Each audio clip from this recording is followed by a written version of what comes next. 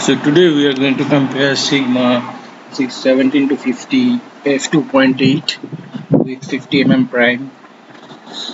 So the idea is to compare these two lenses both at the same settings, same light settings, same f-stop and shutter speed and ISO.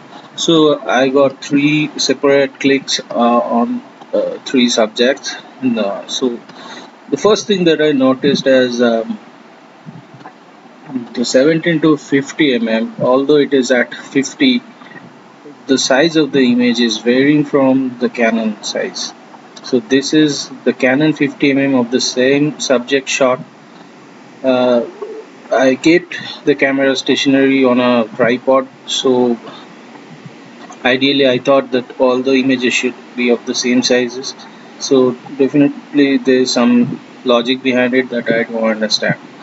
So starting with Sigma, obviously the lens or both the images look pretty same, but only one thing I noticed that differs is the color, uh, what you call it, chromatic aberration on the lenses. So let's see the chromatic aberration for Sigma. So on the corners it is fine. Here not that much evident. So let's see the chromatic aberration in 50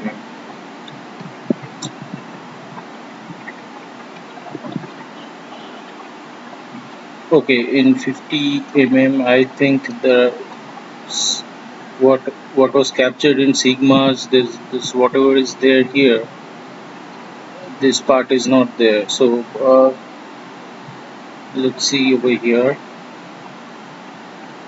Okay, I can see a little bit of chromatic aberration, but it's not that much. So I'd say okay, both the lenses work pretty much same. As for bokeh, so this is the Canon 50 bokeh. So obviously it's a prime lens and it has a good bokeh. Uh, so and in Sigma the bokehs, well, it's zoomed out. So if we zoom in, the bokehs are quite nice. These are round bokehs and I like it. So let's check the detail of the elephant over here. No much chromatic aberration, but it's little noisy. So let's check the noise profile of Canon.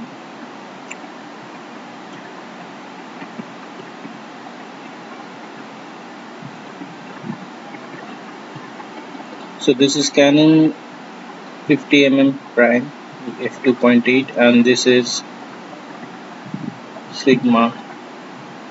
So I think both are quite similar. So let's take a look at the next picture where the middle subject has been focused.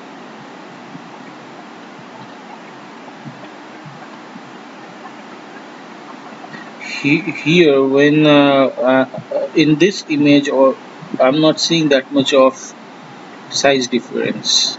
I'm not sure why. I think it has got to do with the 50 zooming in and out. Although it doesn't have a zoom, but when it focuses, it kind of does a zooming on its own. So in Sigma, let's see the color chromatic aberration over here. Okay, definitely on the corners in Sigma there is a little bit of chromatic aberration, and that is actually expected out of these lenses because these are zoom lenses and I don't think they'll be performing as good as a prime lens. But let's see the chromatic aberration for 50 prime.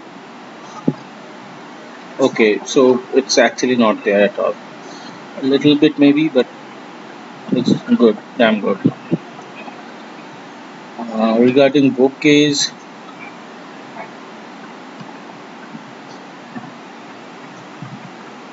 oops.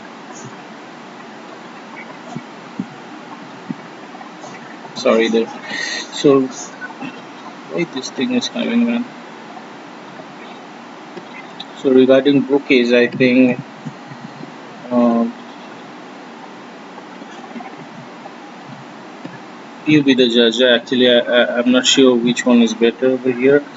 But both seems quite nice to me.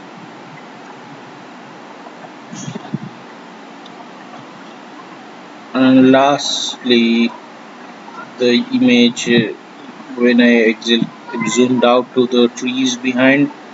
So I'm not sure what to look out for here. I'm seeing little color difference here. Let me zoom. So this is for Sigma, and this is the same thing. Okay, here I'm seeing a little bit of color chromatic aberration in 50 mm, while here I'm not seeing that much. So this is something interesting. And 50 mm prime, when I'm actually zoomed out and focused as much as possible, or have a wide focus, what's happening is the trees and the leaves, since they have a bright background at the back, they are having a fair amount of chromatic aberration, and this is wow, this is actually bad. So that's why maybe primes are actually used for uh, portraits and things like that. However, in Sigma, if we see the Sigma, there isn't that much of chromatic aberration.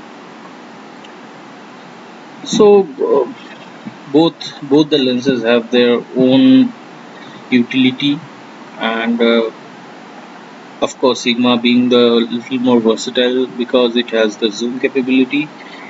But the prime will win because it can be turned all the way to 1.8. So anyway, thanks for watching. Let me know your thoughts.